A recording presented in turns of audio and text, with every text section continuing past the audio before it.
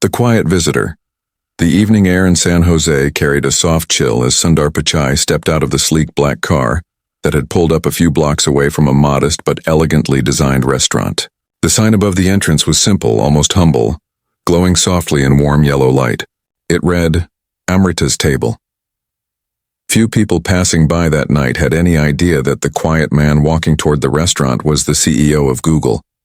Dressed casually in a gray hoodie, dark jeans, and simple sneakers, he looked like any other tired soul seeking a warm meal. He had chosen to come unannounced. No entourage, no cameras, no journalist, just Sundar. This wasn't just any restaurant. Months earlier, he had invested in the place quietly, not as a business project, but as a way to support a young chef he had once met at a community event. The chef's dream had moved him deeply. He had agreed to fund the restaurant but insisted that his involvement remain completely secret. He wanted it to succeed on its own merit, not because of his name. Tonight he wanted to see it for himself.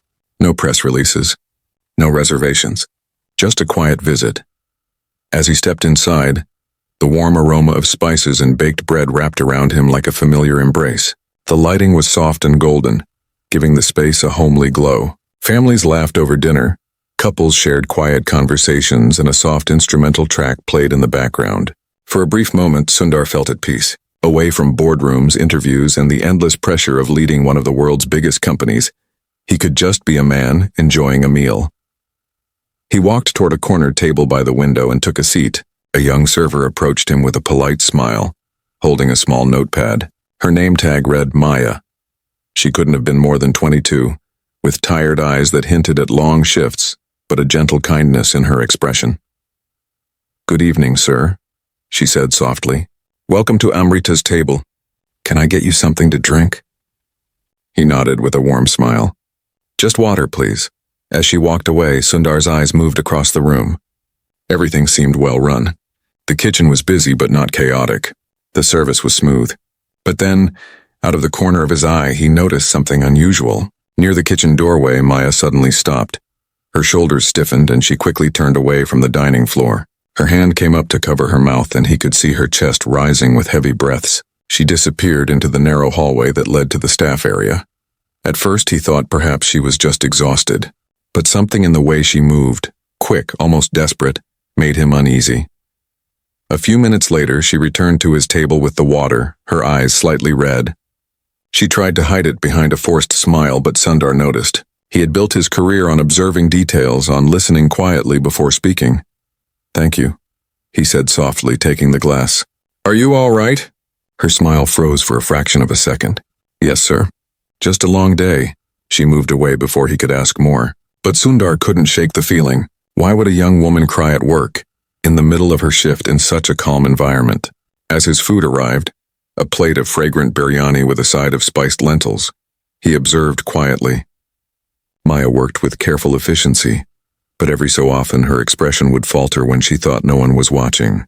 Her hands trembled slightly when carrying plates. At one point he noticed a manager, a tall man with sharp features, approach her. Their conversation was brief but tense. The man's expression hardened and she nodded quickly, eyes downcast. Something wasn't right. Sundar had not come here to intervene in anyone's personal life. He wanted to remain anonymous.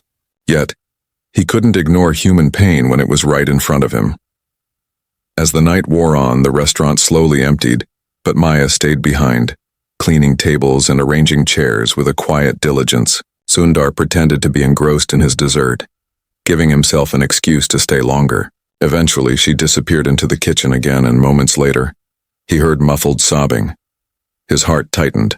He glanced toward the hallway where the sound came from. Part of him hesitated. What right did he have to intrude? But another part of him, the part that had grown up in a humble family in Chennai, the part that understood struggle deeply, would not let him walk away. He rose quietly from his seat and followed the sound. As he approached the back of the restaurant, he saw her sitting on a crate, knees drawn up, face buried in her hands. The kitchen lights cast a soft glow around her, making her look even smaller. He stood there silently for a moment, not wanting to startle her. Then he gently cleared his throat. She looked up quickly, wiping her tears with the back of her hand. "Oh, sir, I'm so sorry. I didn't know anyone was here. I'll go back to work, please," he said softly, raising a hand. "Take your time. I didn't mean to intrude, I just heard you. She froze, unsure of how to respond. It was rare for customers to approach staff like this. Something in his calm, gentle voice made her pause. Are you okay? He asked again. This time more sincerely. Maya hesitated. She looked down, her fingers tightening around the edge of the crate. For a long moment she said nothing. Then in a whisper she said, It's just been a really hard week. He didn't push. He simply nodded, waiting. My mom's in the hospital, she finally continued, her voice trembling. She needs surgery. I've been working double shifts to cover the bills. But the manager keeps threatening to cut my hours if I take any more time off. I thought I could handle it, but today I just... Her words broke into quiet sobs. Sundar felt a deep ache in his chest. This wasn't a news headline. This wasn't a data point in some report about healthcare struggles. This was real. This was happening in a restaurant he had helped build. But then something else caught his attention. Through the slightly open office door nearby, he saw the manager speaking to another employee. His tone was low but menacing. She's lucky I haven't fired her already, he muttered. Always bringing her personal drama here.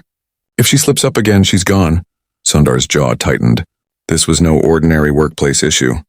This was a situation that demanded attention, and though he had come here to remain invisible, he suddenly realized that his presence tonight might not be a coincidence at all. He looked back at Maya, who sat wiping her eyes, unaware of who he truly was. She had no idea that the man standing before her had the power to change everything. And in that quiet moment, Sundar made a decision. But before he could speak, the office door swung open. The manager stepped out, his eyes narrowing as he saw them together. What's going on here? He demanded, his tone sharp. The room went silent, tension thick in the air.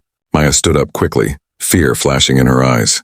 Sundar turned slowly to face the man, his expression unreadable. And in that single moment, a storm began to brew, one that would shake the walls of this small restaurant and reveal truths no one expected. The silent confrontation, the manager's presence filled the narrow hallway like a sudden cold wind. His sharp eyes darted between Maya and Sundar, suspicion flickering across his face.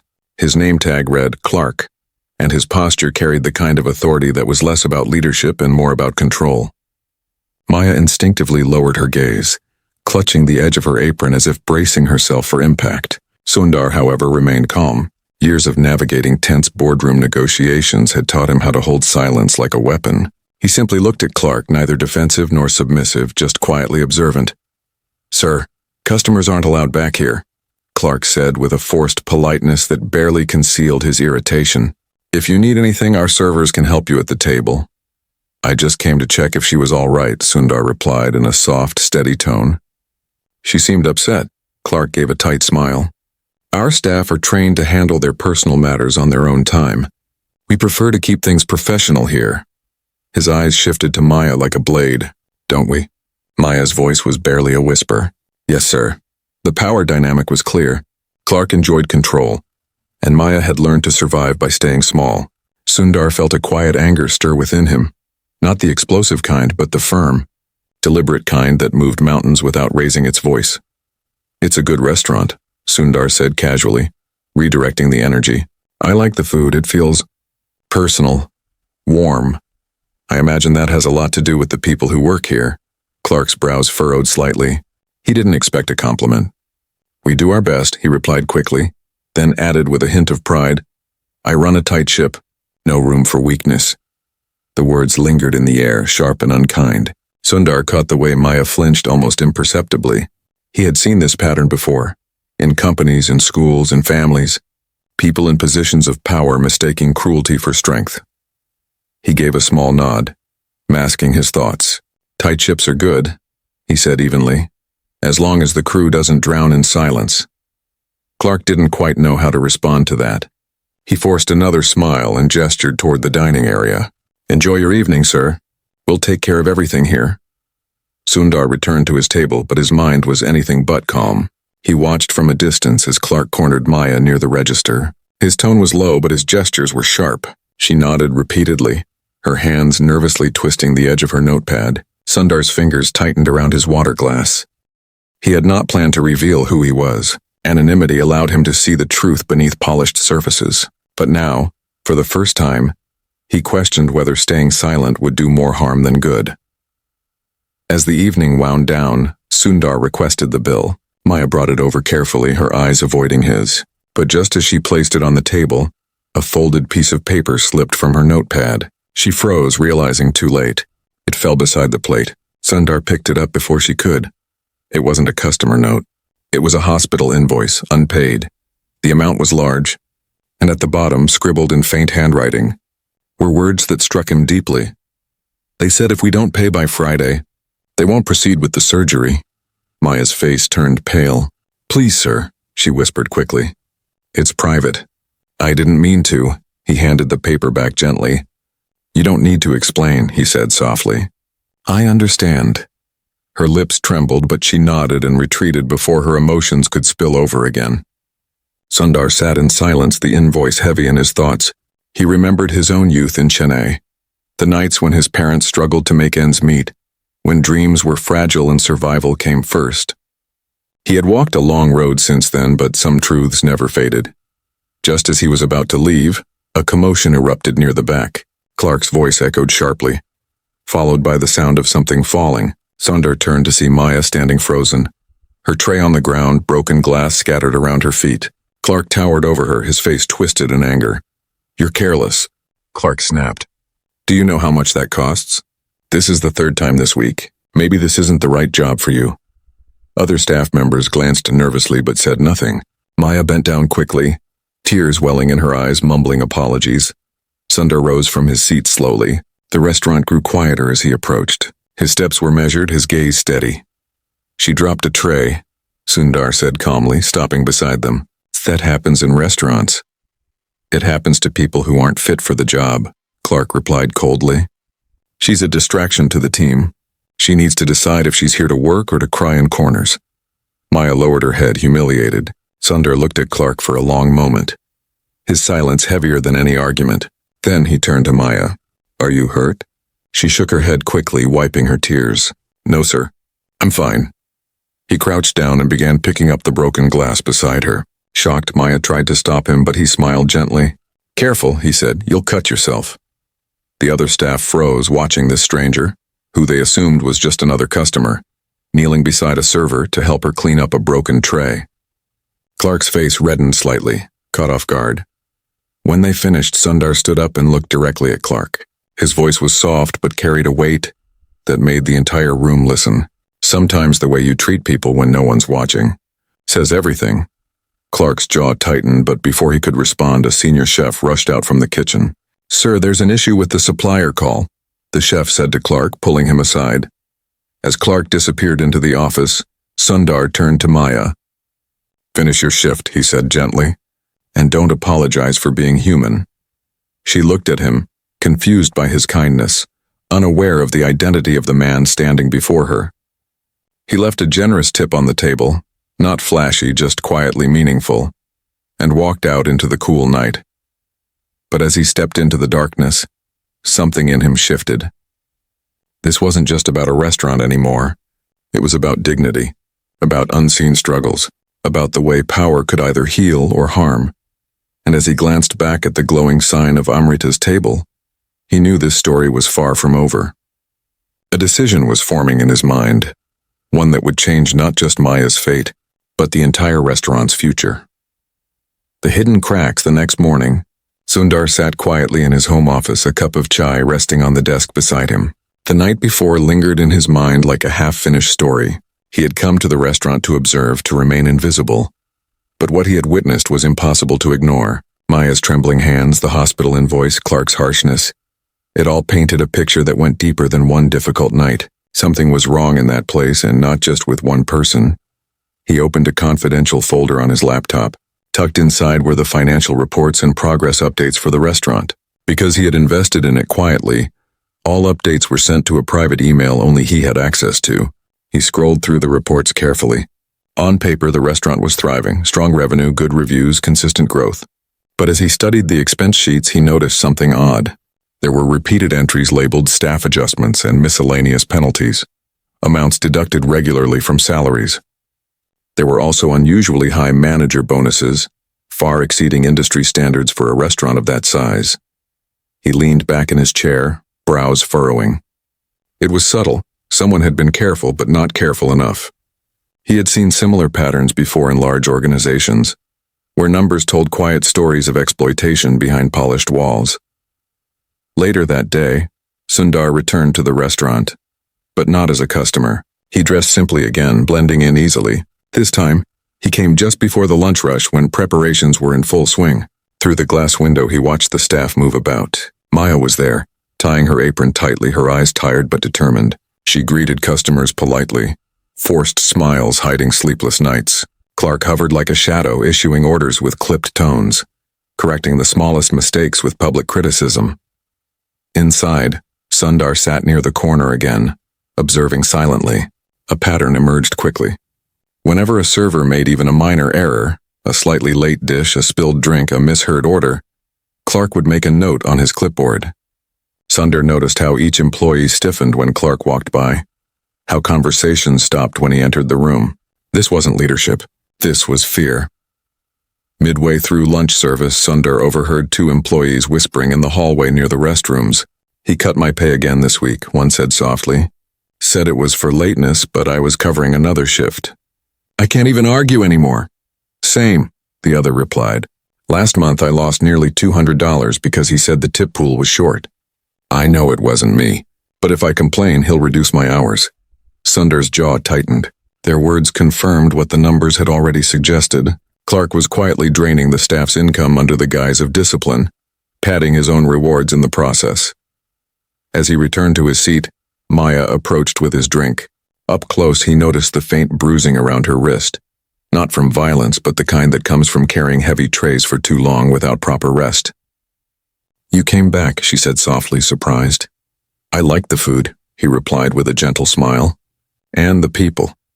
She looked at him curiously, as if sensing something deeper behind his calm presence. "Not many people notice us," she said after a pause. "They eat, they leave. You're different." Before he could respond, Clark's voice cut through the air again. "Maya," he barked. "You're late with table 4. "What's taking so long?" She flinched. "I was just—" "No excuses," he snapped. "Move." She rushed away, cheeks flushed with embarrassment. Sundar watched the exchange quietly. He knew this wasn't the moment to reveal himself, not yet. Sometimes to change a system, one had to understand it fully first. After lunch, as the crowd thinned, Sundar lingered near the counter. He noticed a corkboard pinned with staff schedules, wage slips, and notices. One small, almost hidden sheet caught his attention. It was a policy reminder signed by Clark. The language was strict. Deductions for lateness, penalties for mistakes, and a mandatory tip pooling policy that gave management discretion over distribution. He took out his phone and snapped a discreet picture. His plan was forming. As the afternoon sun began to fade, Sundar asked to speak with the head chef, a middle-aged woman named Anita, known for her kind nature and exceptional cooking. In the quiet of the kitchen, away from Clark's watchful eyes, Sundar engaged her in small talk about the menu. Gradually, he shifted the conversation. "The place seems busy," he said, "but the staff seems tense." Anita sighed softly, glancing toward the office door. "It's Clark," she whispered. "He runs things like a military camp. He says it's to keep standards high, but it's breaking people. Some have quit. The ones who stay need the money. They can't afford to speak up." "Has anyone tried?" Sundar asked gently. "Once," she replied. A waiter confronted him about deductions. Next week, his hours were cut in half. He left soon after. Clark keeps the owner updated in reports that make him look like a savior. Whoever owns this place probably thinks he's doing a perfect job. Sundar's heart tightened at those words. He was that owner, and he had unknowingly empowered this man to hurt the very people the restaurant was meant to uplift. As he left the kitchen, he passed by Maya again. She was wiping tables, her movements slow with exhaustion. She didn't see him watching her, but in her quiet determination, he saw a reflection of so many people he had met throughout his life. The unsung, the underestimated, the ones who kept everything running silently. He walked out of the restaurant with a new resolve. If part 1 had been accidental discovery, and part 2 had been observation, part 3 was realization. That night, Sundar drafted a quiet plan on his tablet. He listed names, positions, dates, financial inconsistencies, and whispered conversations. He wasn't just going to confront Clark. He was going to change everything. But what he didn't know was that Clark had already noticed his repeated visits and quiet questions, and suspicion was beginning to stir on the other side. The mask begins to slip. 2 days later, the air inside Amrita's table felt heavier than usual. The lunch crowd bustled as always. But there was an undercurrent of unease that few could name. Clark stood near the register, his usual clipboard in hand, but his sharp eyes moved differently now, more searching, more calculating. He had noticed the quiet man returning again and again, sitting in corners, observing more than eating. His instincts, honed by years of controlling situations, told him something was off. Sundar arrived just after noon, dressed in the same simple hoodie and jeans. He slipped into his usual corner seat, ordering nothing more than tea to avoid attention. On the surface, everything appeared normal, but beneath that calm exterior, he carried a carefully constructed plan. Over the past 2 nights, he had reviewed every financial document linked to the restaurant. The numbers painted a clear story of manipulation. Staff penalties funneled into management bonuses, delayed supplier payments masked by adjustments, and a pattern of tip distribution that favored Clark and a small circle of trusted employees. He had also spoken privately to a few staff members outside work hours, under the pretense of being a journalist interested in local restaurant culture. One by one, their stories aligned, each describing a workplace where fear was currency and fairness was a distant dream. Some shared their pay slips with him, showing unexplained deductions. Others spoke of long shifts without breaks, verbal threats, and quiet humiliation. Each account added a piece to the puzzle, forming a picture far darker than what the restaurant's glowing online reviews suggested. Maya entered the dining area carrying a tray, her tired eyes brightening for a moment when she saw Sundar. She approached shyly, placing his tea before him. "You've been here a lot lately," she said softly, almost curious. He smiled gently. "Maybe I just like the tea." She gave a small laugh, the kind that carried exhaustion beneath it. "Or maybe you see more than most people do," she replied before turning to serve another table. Sundar's eyes followed her for a moment. She didn't know it yet, but everything he was doing now was as much for her as it was for everyone else trapped under Clark's rule. Midway through the lunch rush, Sundar noticed something unusual. Clark stepped out of the office and approached his table directly for the first time. His smile was wide but artificial, like a curtain hiding something sharp behind it. "Good afternoon," Clark said, his tone too smooth. "You've been visiting us quite often lately. Regular customer?" "Something like that," Sundar replied calmly. "I like to know my regulars," Clark continued, sitting down across from him without invitation. "What do you do for a living, if you don't mind me asking?" Sundar met his gaze, unreadable. "I listen," he said simply. Clark chuckled lightly, though his eyes narrowed just slightly. "Listeners are rare these days. Well, I hope everything's been satisfactory. If there's any issue, you can always speak to me directly." "I've noticed you keep a close watch," Sundar said softly. "Most managers prefer to stay behind the scenes. You prefer the spotlight." Clark leaned back, trying to maintain his confident air. "That's how you keep things running smoothly. This place would fall apart without discipline. Some of these employees, they need firm hands. Or maybe," Sundar replied evenly, "they need someone to trust them." For the briefest moment, Clark's facade faltered. His jaw tightened, then quickly relaxed. "Well, everyone has their own methods," he said quickly, rising from his seat. "Enjoy your tea." As he walked away, Sundar knew the mask was starting to crack.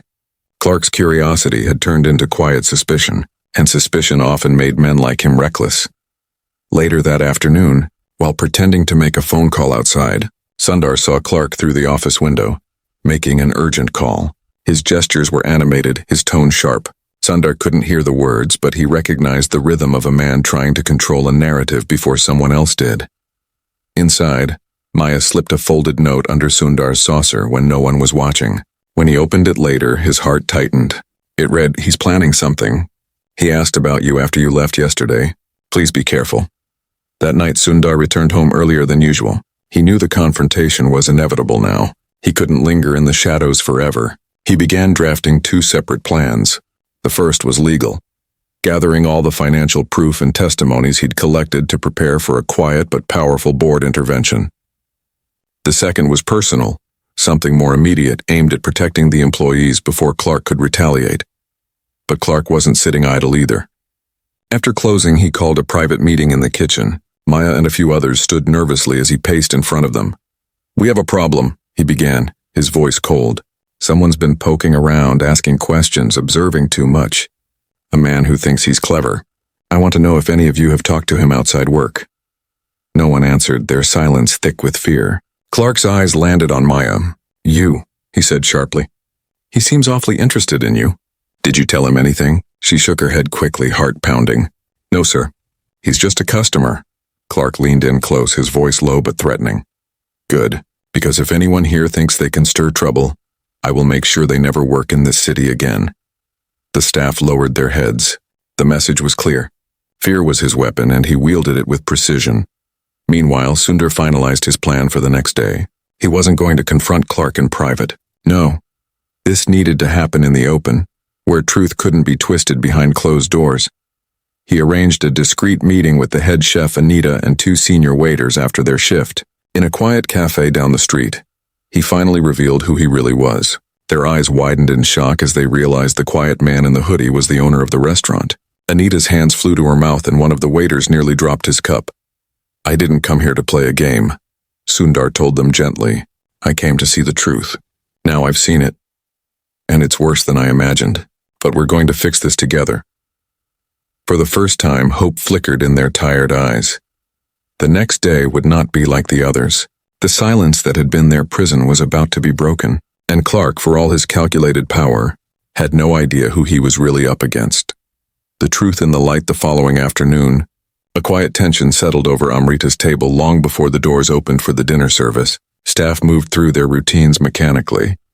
As if sensing something unseen was approaching, Maya tied her apron slower than usual, glancing nervously at the office door where Clark was already pacing. His sharp footsteps echoed against the tiles like warning beats before a storm. He had been restless all morning, questioning staff, making calls, and watching the entrance like a hawk. Something in his instincts told him that control was slipping from his hands. Sundar arrived shortly before 6. Unlike his previous visits, he wasn't alone this time. Walking with him were 2 people dressed neatly in professional attire. A woman with a black leather folder and a man carrying a slim laptop case. They looked out of place in the warm, rustic restaurant, but they followed Sundar silently, their expressions serious. Customers were already trickling in, unaware that tonight would be unlike any other night this small restaurant had ever seen. Clark's eyes narrowed the moment he saw them. He approached quickly, his usual fake smile struggling to stay in place. "Back again," he said tightly. "And with friends, I see." "Yes," Sundar replied calmly, taking his usual seat in the corner. "Tonight's special." Clark forced a laugh. "Well, I hope your friends enjoy our service as much as you do. We take pride in how we run things here." "I know," Sundar said softly. "I've been watching." Those 3 words landed heavier than they sounded. Clark stared at him for a moment, something uncertain flickering behind his confident mask. Then with a curt nod, he retreated to the office. Throughout the evening, Sundar watched carefully. He had chosen tonight for a reason. The restaurant was busy, the energy high, the staff stretched thin. Under such conditions, truths had a way of surfacing more naturally. Maya worked quietly, avoiding Clark's gaze, while Anita in the kitchen gave subtle nods to reassure her. The 2 professionals with Sundar, internal auditors from his private team, blended in discreetly, occasionally taking notes as they observed staff interactions, checked posted policies, and quietly requested copies of payslips from willing employees during their breaks. Halfway through the dinner rush, Clark finally snapped, spotting one of the auditors speaking with a server. He stormed across the floor, his voice sharp. "Who are you people?" he demanded loudly. "This isn't some public inquiry. If you have complaints, you come to me, not to random strangers." The room went quiet. Customers looked up from their meals, startled. Sundar stood slowly, placing his napkin on the table. "They're not strangers," he said in a steady, unshaken tone. "They're here because I asked them to be." "And who exactly are you to bring people into my restaurant without telling me?" Clark spat, his composure slipping fast. Sundar stepped forward, his gaze firm but calm. "Your restaurant?" he asked softly. "That's an interesting way to put it." For a few seconds, confusion flickered across Clark's face. Then, as the realization began to dawn, his confidence wavered. "I am the owner," Sundar continued, his voice quiet but cutting through the entire space. "The investor, The person who built this place to give people opportunities, not to let someone turn it into a place of fear. Gasps rippled through the staff. Maya froze near the counter, her hands trembling slightly. Anita stepped out from the kitchen, her eyes wide but hopeful. The other employees exchanged stunned looks. They had always whispered about the mysterious investor, but never imagined the quiet man in the hoodie was him. Clark's face drained of color, but he recovered quickly, forcing a grin. "Well, sir, if that's the case, then I welcome you properly. You could have just introduced yourself sooner." "I've been running things efficiently." "Efficiently?" Sundar interrupted gently. "I've reviewed every report, spoken to your staff, and checked every line of the accounts. Your efficiency has come at the cost of their dignity, their pay, and their peace of mind. I built this restaurant on trust and kindness. You built it on fear." The words hung in the air like a final verdict. Clark's voice hardened. "You don't understand how difficult it is to manage people like this. They need discipline. Without me, this place would fall apart." Sundar shook his head slowly. "You've mistaken control for leadership. What you've done is not strength. It's weakness dressed as authority. You've taken their effort and turned it into your profit. And tonight that ends." The auditors stepped forward then, presenting printed documents, financial inconsistencies, staff testimonies, copies of deductions. Clark's face reddened as he saw the evidence piling up, the walls closing in. His usual tricks, intimidation, manipulation, quick words, found no ground here. Maya, standing silently by the counter, felt her heart pounding as she watched the scene unfold. For the first time, Clark looked small. As more staff gathered, Sundar didn't raise his voice. He simply explained everything openly, right there in front of everyone. He told them who he was, why he had kept his identity hidden, and what he had seen. He acknowledged their pain without glossing over it, letting them know they had been heard and that their struggles had not been invisible. "This restaurant," he said softly but clearly, "was meant to be a place where people are treated with respect, where their hard work is honored. Starting today, that vision returns."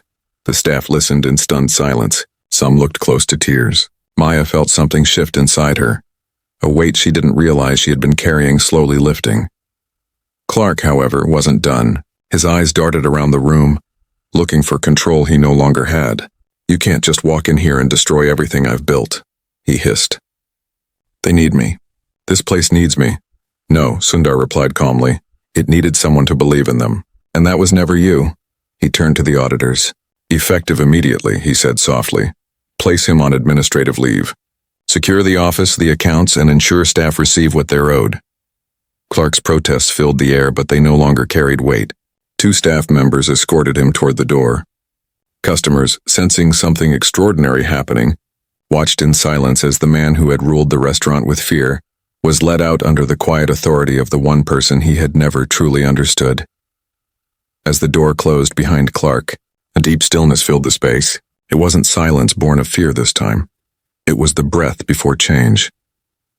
Maya stepped forward slowly, her eyes glistening. "Is it really over?" she asked softly. "No," Sundar said gently. "It's just beginning." The new beginning, the morning after Clark's removal, Amrita's table felt like a completely different place.